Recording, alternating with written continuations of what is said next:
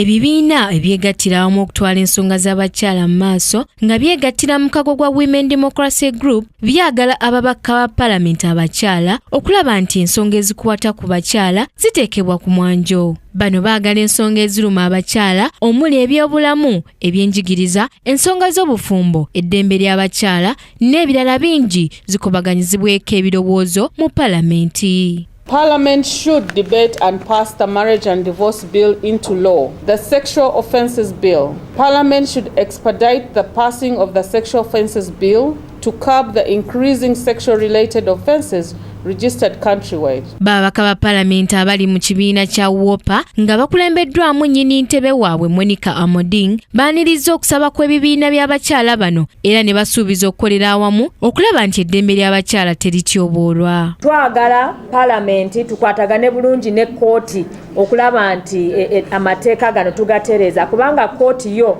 neweba terina tteeka kati ssaawa eno era egenda mu maaso n'okuyamba abantu bano kubanga omuntu bw'agenda mu kkooti tesobola mugoba nti tewali tteeka. Ensonga zino tugenda zanjulira bannaffe kubanga eno executive era wamu ne sipiika wa Paalamenti n'omukulembeze akulembera oludda oluwabula gavumenti kubanga naye mukyala tugenda zibanjulira okulaba nti ensonga zino zeeyongerwa okuteesebwako n'okunyiikira mu babaka bonna abaami n'abakyala ba Paalamenti. Abakyala mu ggwanga bakyali mabega naddala mu nsonga z'ebyobulamu, ebyenjigiriza, mu byobufuzi, eby'ettaka n'ebirala bingi era ng'ebibiina ebirwanirira eddembe ly'abakyala bibyagala bikolweko. Ku Kingdom TV, Samla Hanifa, amalindirire.